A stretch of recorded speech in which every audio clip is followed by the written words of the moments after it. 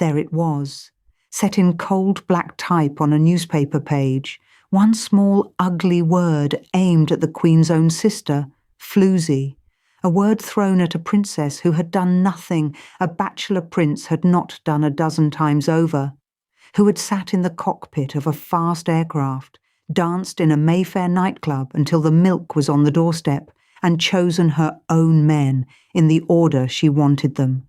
If this account has been useful, subscribing costs nothing, and more stories like this one are queued.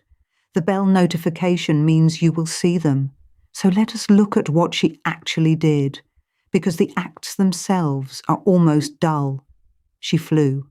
Not the plane, not officially, but she sat up front in the cockpit of a fast military aircraft, thrilled by the speed of it, the way any young aristocrat of her generation was thrilled by speed.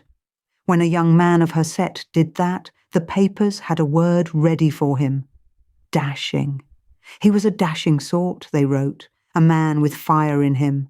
She danced. She went to the smart clubs of Mayfair, the ones with the low light and the good band. And she stayed.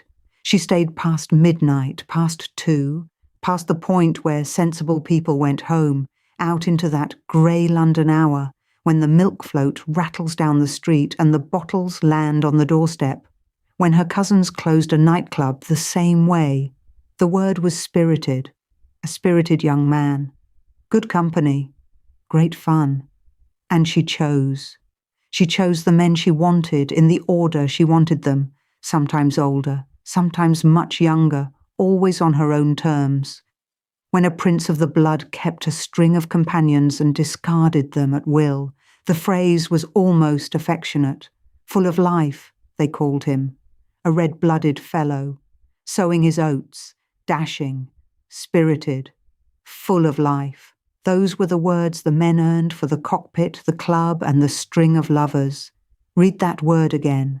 Floozy. Now ask yourself what they called the men who did exactly the same thing. That gap is the whole story. Not the flying, not the dancing, not the men. The gap between the word a man was given and the word she was given for the identical act. Set her life beside the lives of the royal men around her, and one fact refuses to go away. She did far less than they did. She was condemned far more. This is the story you were never meant to hear about the Queen's younger sister, and it turns entirely on that single poisonous word. So who was she, this woman the headlines felt so free to name? She was born in 1930, Margaret Rose, the second daughter, the spare to Elizabeth's heir, and from the very beginning the courtiers around the household noticed that the spare was the brighter one, quicker, funnier, more theatrical by a mile, where Elizabeth was careful and dutiful, and already, as a small child, aware of the weight coming for her, Margaret was pure performance. She could mimic anyone. Cabinet ministers, the family chaplain, visiting dignitaries with plummy voices. She caught them all and gave them back at the dinner table until the room fell apart laughing. She could sing anyone's song, play the piano by ear, land a joke, and hold a whole room in the palm of her hand. Staff who watched the two sisters grow up said the same thing in different ways. Elizabeth was born to reign. Margaret was born to dazzle. And there is the trap, laid before she was 10 years old. Because dazzle needs somewhere to go. A talent like hers, the wit, the timing, the hunger for a stage, that gift in a man of her class in that era, had 100 outlets. He could go into politics, the theatre world as a patron, the officers' mess, the diplomatic circuit, the whole glittering apparatus of public life. That same gift in a woman with no throne to fill had nowhere to land. She was too royal to work and too alive to sit still. She was a firework built for a stage that no one would ever let her stand on, boxed in on every side by class, by duty, and by the plain fact of being a woman in a system designed for men. Everything that followed, the flying, the clubs, the lovers, the long nights, grows out of that one airless space, Give a personality like that nothing to do, and it will find something. It always does. What it found first was love, and love is where the real tragedy of her life begins. His name was Peter Townsend, Group Captain Peter Townsend, and there is no cheap way to describe him, because he was, by every account, the genuine article. A decorated Royal Air Force pilot, a hero of the Battle of Britain, a man who had flown against the German bombers in the skies over Kent when the whole country was holding its breath. After the war, he came into the royal household as an equerry to her father, the king, which meant he was there, in the corridors, at the shoots, on the tours, day after day. He was handsome in a quiet, worn way. He was calm. He was 16 years older than she was, and he was, fatally, for what came next, divorced. Friends who saw the two of them together in those years did not describe a crush or a passing infatuation. They described the real thing. The way she watched the door when he was due, the way the noise dropped out of the room for both of them when they spoke. This was not the princess being difficult. This was a young woman, clever and lonely and full of feeling, who had found the one person who saw her clearly and loved what he saw. Hold on to that name. Peter Townsend. Because it comes back at the very end of her life, when almost everything else was gone. And then the institution noticed. Here is where you feel the walls begin to move. A princess in love with a divorced commoner, 16 years her senior, was not a private matter. It was a constitutional problem, a religious problem, a problem for the Church of England, of which her sister would soon be the supreme governor. The Church did not recognise remarriage after divorce while a former spouse still lived, and Margaret, under the law of the time, needed the sovereign's consent to marry until she was 25, and even after that, the government and the Church could make her life impossible. The press worked out what was happening around the time of the coronation in 1953, when a sharp-eyed reporter caught her brushing a piece of lint from Townsend's uniform, a small, tender, unthinking gesture, the kind you only make with someone you are close to. From that moment, the siege began. Staff from that period describe a young woman followed everywhere, her post watched, her movements reported, photographers waiting at every door. Friends say the strain in private was terrible, that she swung between hope and despair for the better part of 2 years, while courtiers and clergymen and politicians decided her heart's business for her in rooms she was not allowed to enter. Townsend was quietly posted abroad to Brussels to get him out of the way. The pressure did not let up. It tightened month after month, a slow closing of every door, until only one was left open, and it led out. In the autumn of 1955 it ended, and it ended in the cruelest possible way, with her own words. She was 24 years old. She was told, in plain terms, what marrying him would cost. She would lose her royal rights. She would lose her income, her place in the line, the standing she had been born into. She would have to leave the country and the family and become an ordinary woman, married to an ordinary, divorced man on a modest salary. And on the last day of October, she released a statement, and if you have never read the actual words, they are worth sitting with. She said she had decided not to marry Group Captain Townsend. She said she was mindful of the Church's teaching that Christian marriage is indissoluble, and of her duty to the Commonwealth. She put the institution above the man. She put the crown above her own heart, and she signed her name to it, and she let the world read it. Stop on that for a second. A woman of 24, writing her own surrender, choosing the thing that had trapped her over the one person who had made the trap bearable. Whatever you think of Margaret, whatever the later headlines would say, that was not the act of a Floozy. That was the act of someone doing the hardest, most dutiful thing of her whole life. And here, is the turn that the rest of this story never lets go of. She had done nothing wrong. Loving a good man honestly is not a crime, except that in her case it was treated as one, and she was the one made to pay for it, not the courtiers who had failed her, not the system that gave a princess no honest way to be happy. Her. She was the one who had to stand up and renounce in public the best thing that had happened to her. Now hold that beside the royal men of the same years, uncles, cousins, princes who kept mistresses, who married and strayed and divorced and married again, and who were quietly forgiven every single time, their names never once dragged through a word like the one waiting for her. She loved one man, openly and well, and gave him up for the good of the crown, and it bought her nothing. Because you would think, wouldn't you, that this would be the end of it. She had bowed to the church. She had bowed to the Commonwealth. She had handed them her happiness on a plate and asked for nothing back except to be left alone. She gave him up. You would think that would be enough for them. It was not even the beginning. Having renounced the one man she loved for the crime of loving honestly, Margaret was not forgiven. She was watched. The renunciation did not buy her peace. It bought her a lifetime of eyes. Every door she walked through now had someone behind it, taking notes.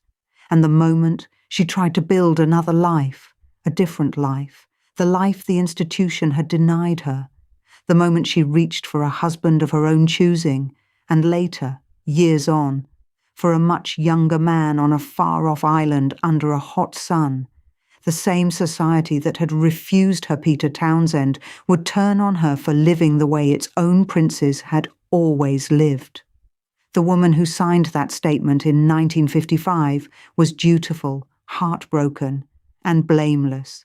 The Floozy of the headlines did not exist yet. There was no such person. Not on that October day, not in that dignified, devastating surrender. She had not been born yet, that Floozy. She was about to be manufactured, and the manufacture began, of all things, with a wedding. In 1960, she married Anthony Armstrong Jones, a working photographer with no title, no palace pedigree, no seat in the machine that had spent years telling her whom she was not allowed to love. That was the whole appeal of him. He came from outside the walls. He looked at her the way no courtier ever had. Not as a problem to be managed, not as the spare to be quietly placed, but as a woman worth photographing and worth wanting. The Queen created him Earl of Snowdon, and for a handful of years Margaret had the thing she had been refused, a life she had chosen for herself, and it looked, from the outside, like a win. The photographs from that period are dazzling, the two of them at parties, at premieres, in the flashbulb glare of a London that suddenly seemed to belong to the young and the beautiful. He knew how to light a room, and she knew how to own one. They were, for a moment, the most glamorous couple in Britain, the princess and the commoner who had married for something that looked a great deal like love. She had wanted a life of her own choosing. Here it was, in black and white, on every front page that had once printed the word she gave up Townsend to escape. But a marriage built partly as an escape carries the escape inside it. Across the late 1960s and into the 70s, the thing came apart. Friends of the couple described two strong-willed people who stopped being kind to each other. Staff described frost in the corridors, separate rooms, silences that lasted days. Both of them, by most accounts, looked elsewhere. The details do not matter as much as the sound it made, because the press had been waiting. The watching had never really stopped. It had only gone quiet. And the moment the marriage began to crack, the appetite came roaring back, sharper and hungrier than before. Which brings us to a small green dot in the Caribbean called Moustique. A friend had given her a plot of land on the island as a wedding present, and she built a villa there, and it became the one place on earth that was hers, Picture that. Picture the one place on earth where she could finally do exactly as she pleased. Now picture a camera pointed straight at it, because that is the trap of Mystique, and she did not see it closing. On the island, she could stop performing. She could be loud, be funny, be difficult, be tired.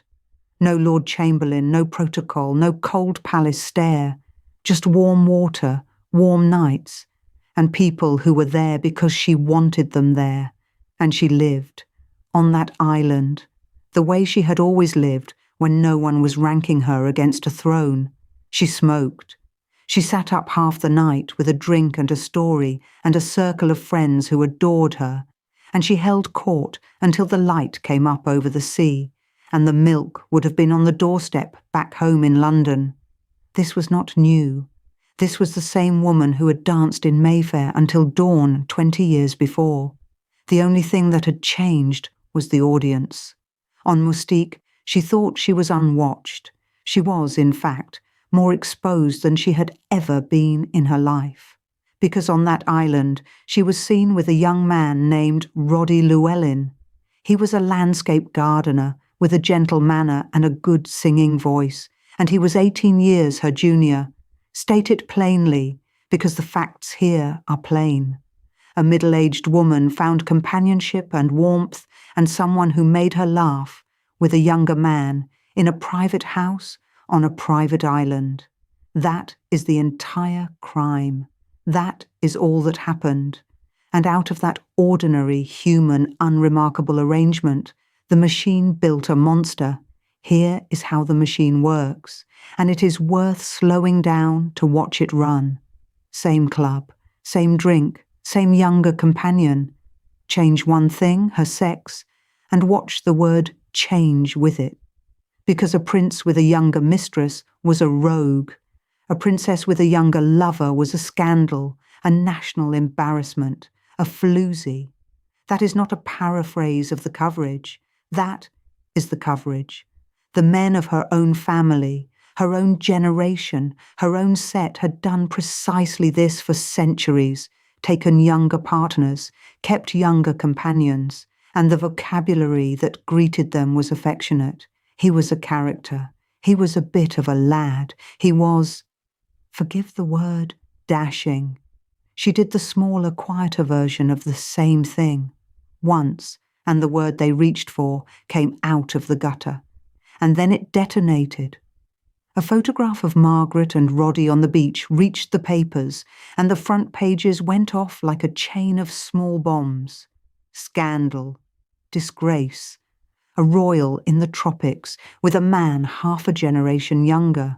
The word Floozy sat there on the page, in hard black print, next to a face the whole country thought it knew. National embarrassment, they called her. A drain on the taxpayer, a woman who had forgotten what she owed. The private world she had built as a refuge became the exact stage on which she was condemned, and the gap between what she did and what she was called stood there at last in the open, fully visible, impossible to unsee. And now the question the whole story has been holding back. Did she know? Did she understand what was being said about her in every kitchen and every bus queue and every barber shop in Britain? Or was she floating out there in the sun, oblivious, protected by distance and privilege? The people who were actually with her answer that without hesitation. Staff on Mystique and friends from her circle describe a woman who knew exactly what was being printed, down to the words. She read the papers, she heard the sniggering, and she made a decision that tells you more about her than any headline ever did. She refused to shrink. She smoked, she stayed up, she held court, and she let the headlines rage. She did not apologize, did not hide the young man, did not stage a tearful retreat for the cameras. She poured another drink and turned back to her guests.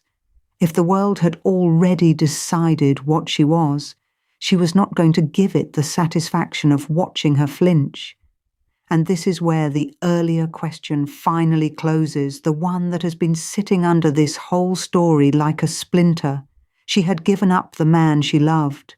She had renounced Townsend publicly, in her own careful words, mindful of the church and her duty, and she had done it precisely to stay inside the lines the institution drew.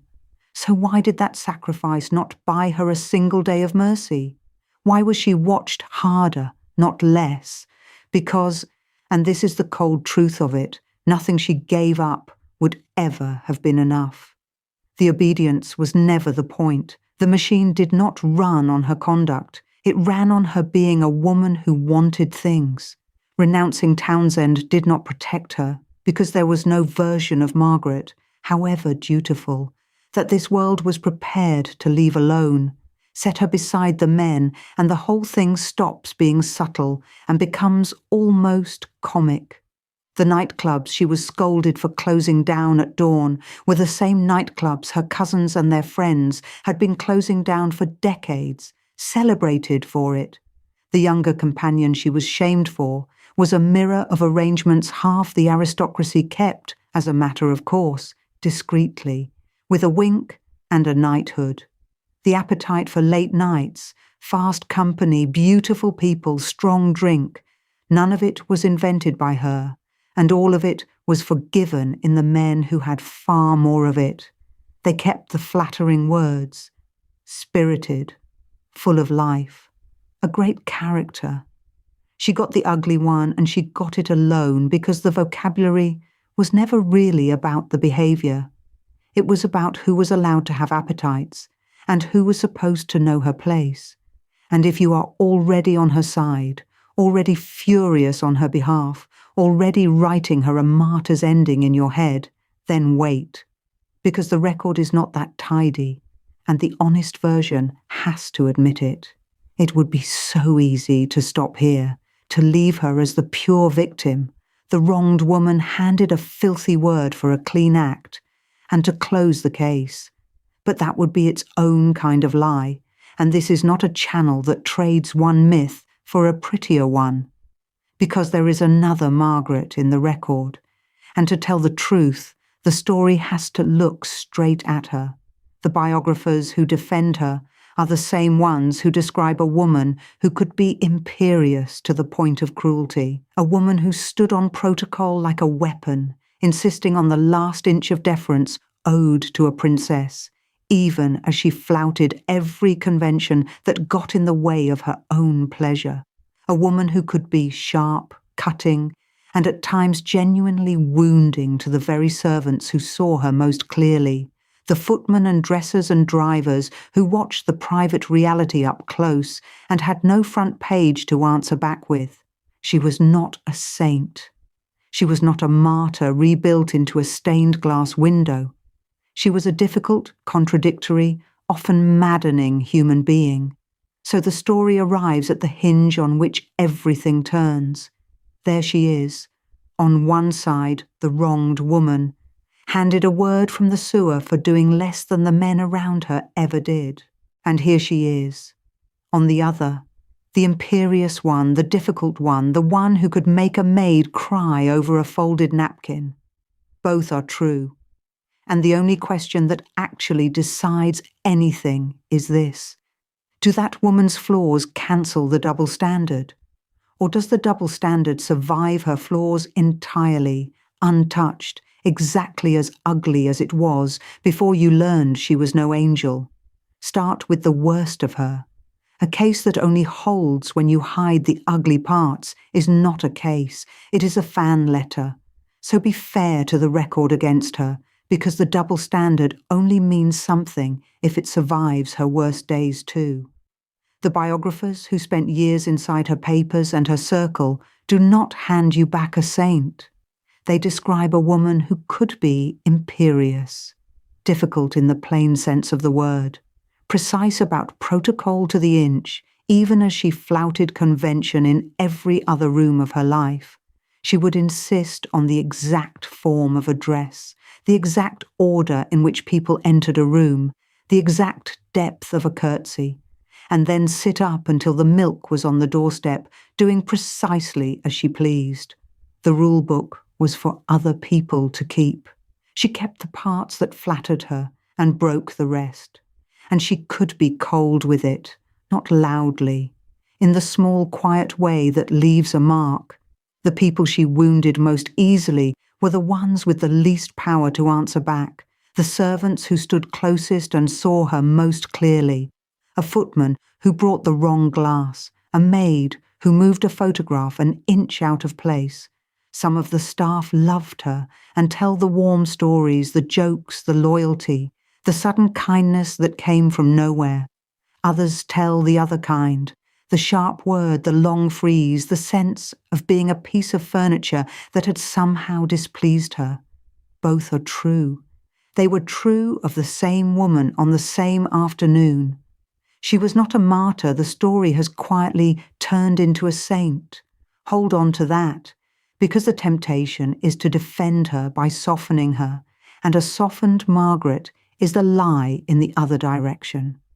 If you have to pretend she was gentle with everyone who carried her bags in order to feel for her, you are inventing a woman who never lived, and the invented one is no use to anyone who actually wants the truth. The biographers are careful about it, and their care is the point. They do not excuse the coldness. They do not dress the sharpness up as charm. A woman could be all of that, imperious and exacting and hard on the people who served her, and still be handed a sentence out of all proportion to anything she had actually done. Those two facts do not cancel each other. They just sit side by side, both true, and the honest reader has to carry both at once. But here is the hinge the whole thing turns on, and once it turns, it does not turn back. None of that touches the charge, not one line of it. Because the men beside her were difficult too. Set her life down flat next to theirs and look at it in daylight. The royal men of her generation, and the generation before it, drank hard and openly. They kept mistresses that half of London could have named on request. They were careless with people, cold to staff, grand about their own dignity while trampling everyone else's, quick to pull rank the second a room forgot who they were. That behaviour was not the rare exception among royal men. For a good many of them, it was simply the air they had breathed since the nursery. And in all those decades, through all those late nights and all those women and all that casual unkindness, no editor in Fleet Street ever once reached for an ugly word to describe a single one of them. So place it side by side, plainly, the way the record forces you to. She did far less than they did and was condemned far more. Say it slower, because it is the beam the whole roof rests on. She did less than the men beside her. She was condemned more than any of them. That is not opinion. That is not me asking you to feel sorry for a princess. That is the record laid out side by side, and it says the same thing every time you check it. A prince who climbed into the cockpit of a fast aircraft was dashing. She sat in the same cockpit, and she was reckless. A girl playing at things girls should leave alone. A young man who danced in Mayfair until dawn was spirited, full of life, a thoroughly good sort.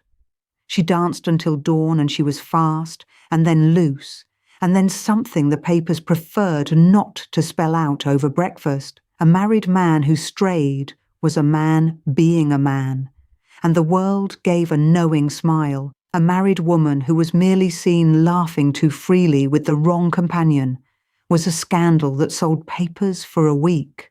Same act, same appetite, the same cigarette burning down in the same ashtray at 4 a.m, while the respectable world slept. Two completely different verdicts, and the only thing that changed between them was which of the two was a woman. She did not even have to look outside her own family for the comparison. There were uncles and cousins whose private lives, had they belonged to her, would have filled a year of front pages. Theirs filled a knowing paragraph, if that, and then the door closed, and the discretion of an entire establishment closed softly behind it. The discretion was real. It simply was not for her. And there it is. The plain flat sentence this entire story was built to arrive at. Princess Margaret was called a floozy for doing exactly what the men always did, not for doing something worse than them, not for some private sin they had all been spared, for doing the very same thing, with the very same appetite and being a woman while she did it. That is the whole machine, laid bare. That is the trick the headlines ran for years and never once admitted they were running. And that word did not knock once and leave. It moved in. For decade after decade it sat in the newspapers like a label stitched into a coat she was never allowed to take off. Before a stranger on a bus knew one true thing about her, they knew the caricature. Before they knew about the statement she made at 24, before they knew about the marriage that came apart in slow motion, before they knew about the wit that could empty a room and fill it again, before any of the real woman reached them, the word had got there first. The wayward princess, the one who stayed up too late with the wrong men. Most of the public met the word and never once got past it to the person standing behind it. That is what a word like that is for. It is not a description. It is a gate. It decides, in a few syllables, how much of a person you are ever going to be allowed to see. And the people who owned the gate, the editors, the columnists, the keepers of what was and was not respectable, were almost all of them men, writing for a public they had trained to find a woman's appetite frightening and a man's appetite charming. The neat cruelty of it is that the people running the double standard never once had to believe they were being unfair. They simply knew, the way you know it might rain, that a man who lived loud was living, and a woman who lived loud was misbehaving. It did not feel like prejudice to them. It felt like common sense. That is exactly how the deepest double standards always work. They do not announce themselves as opinions. They dress up as the obvious. You can even hear it in the words they chose. Dashing is a compliment you hand a man for taking a risk. Floozy is a sentence you pass on a woman for taking the same one. The words were never neutral. They were doing the work before you had even read the story underneath. If an account like this, sourced and set down straight instead of shouted, has been worth your time, then subscribing costs nothing, and there are more stories like it already waiting. The bell is how you will find them. Then the noise did what noise always does. It moved on to someone else, and what it left behind was a woman growing old. Margaret died in 2002, largely alone, her health broken. There had been strokes. There had been a bad burn. Her feet scalded in a bath. She could no longer feel properly. The body that had danced until dawn would not carry her across a room. The bright, quick, theatrical girl the courtiers had once watched outshine her older sister ended as a frail figure in a wheelchair, in rooms that had mostly gone quiet.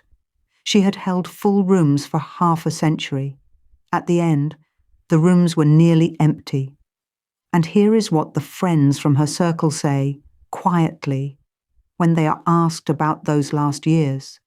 Remember the name I asked you to hold at the very start of all this. In the end, it turned out to be the one that stayed with her. Friends say that in her last years she spoke of Townsend still, not the husband, not any of the younger men the headlines had crucified her over. The first one, the war hero her father's court, had made her give up when she was 24, on the grounds that loving him was a sin against the rules. Sit with the shape of that for a moment, because it is the cruelest part of the whole business. They took the one love she was ever said to have called the real thing, and they forbade it. Then they spent the next 40 years punishing her for every substitute she reached for in the space where that love should have been. She gave up the man to keep the rules. Her reward for keeping the rules was a word that called her cheap, and when it was all finally over, the health gone, the headlines bored, the house silent, the man she was still turning over in her mind was not one of the ones they had shamed her for. It was the one they had taken, as if her whole life had been an argument the world was determined to win, and she had quietly refused to the last to concede the only point that mattered. So go back to it one final time. The word on the page, Floozy. It told you nothing true about the woman, nothing at all. It did not tell you she was clever or lonely, or boxed in on every side by duty and class and the accident of being born a girl into a family that only had a real job for one of them. It did not tell you that in the one freedom she had left, she was brave. It told you nothing about Margaret whatsoever, but it told you everything about the world that printed it, everything about the men who felt perfectly entitled to name her and never once, in all those years, thought to turn the same word on the men standing right beside her, doing worse. The word was never a verdict on Margaret. It was a confession by the people who used it, set in the largest type they had, and they never noticed they were signing their own names to it. For most of the last century, the answer to who held the pen was never really in doubt. It was the men who ran the papers, and the men who ran the palace, and the vast unspoken agreement between the two of them about what a woman of her rank was permitted to want. Margaret's whole crime, if you can even call it that, was to test where the edges of that agreement actually were, out loud, in public, with a drink in one hand and a cigarette in the other, and to keep testing them long after she had learned, in full, exactly what it would cost her. Because the gap this whole story lives inside, the distance between the image and the reality, was never really about one difficult, dazzling, wounded woman at all. It was about who gets to be called dashing, and who gets called something uglier for the exact same act. And underneath that, the harder question, the one that outlives her entirely, who holds the pen, who gets to write dashing over the prince and floozy over the princess, and then hand the difference to the rest of us and call it the truth. She flew the same planes. She kept the same hours. She loved the way they loved and paid a bill they were never once handed. And at the very end, in a quiet room, with her health gone and the long noise finally over, an old woman sat and thought about a man in an Air Force uniform she had loved and been made to surrender almost half a century before. The world had spent those 50 years telling her exactly what she was. It never once got it right.